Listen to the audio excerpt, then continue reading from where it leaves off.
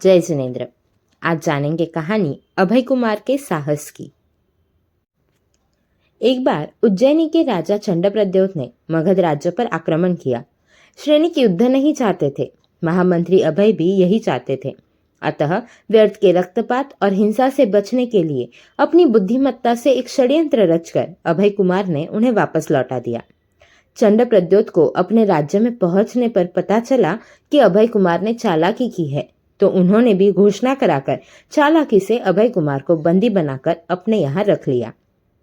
अभय कुमार चंडप्रद्योत के यहाँ बंदी थे, तब बंदी अवस्था में भी उन्होंने उस राज्य की 4 अनमोल अद्भुत ऐसी वस्तुओं में से 3 की हानि से राज्य को बचाया।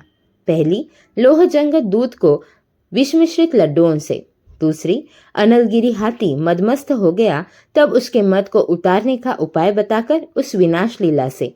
और तीसरी, अवंती में आए भयंकर अग्नि उपद्रव से बचने का उपाय बताकर अपनी बुद्धि कौशल्य से राज्य को सुरक्षित रखा। राजा चंडप्रद्योत ने प्रसन्न होकर अभय से कहा, अपनी मुक्ति को छोड़कर कुछ भी 3 वर मांगो।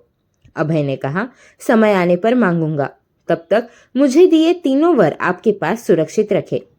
चौथी बार देवी प्रकोप से महामारी फैली, तब अभय कुमार ने शांति जाप कराकर सब प्रकार से शांति की।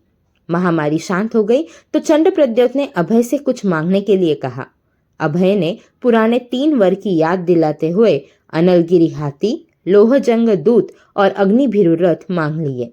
ये तीनों वस्तुएं राजा चंडप्रद्योत को प्राणों से भी अधिक प्यारी थी, अतः उन्हें वह कैसे देता। चंडप्रद्योत ने इनकार करते हुए कहा, कुछ अन्य मांगो। अभय ने निर्भीक होकर कहा, राजन, आप क्षत्रिय है, इस तरह थूक कर चाटना अर्थात वचन देकर बदल जाना आपको शोभा नहीं देता। फिर भी आप ये 3 चीजें नहीं दे सकते हैं तो मुझे बंधन मुक्त करें, मैं आपको वचन से मुक्त कर दूंगा। चंडप्रद्योत ने विवश होकर अभय कुमार को बंधन मुक्त कर दिया। अभय कुमार ने उज्जैनी से निकलते समय चंडप्रद्योत राजा को चेतावनी दी कि हे राजन, आपने तो मुझे छल से बंधन में फंसाया, पर मैं आपसे यह वादा करता हूँ कि मैं आपको इसी नगरी से सबके सामने दिन के उजाले में बंदी बनाकर ले जाऊंगा। आप चिल्लाते रहेंगे कि मैं उज्जैनी का राजा चंडप्रद्योत हूँ, मुझे छुड़ाओ, मुझे बचाओ, पर आपको कोई बचाने के लिए नहीं आएगा।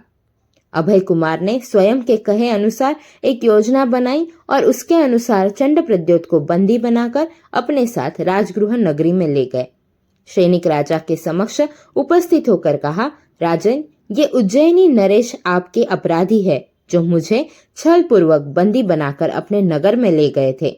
सैनिक राजा क्रोध में आकर उन्हें मारने के लिए तत्पर हुए, तो अभय कुमार ने तुरंत सैनिक राजा से कहा, राजन, ये हमारे सम्माननीय अतिथि है, ये यहाँ स्वेच्छा से नहीं आते, इसलिए मुझे इन्हें बंदी बनाकर लाना पड़ा। आप अपने कर्तव्य को न भूले। इस प्रकार उन्हें सन्मार्ग पर लाकर मुक्त कर दिया।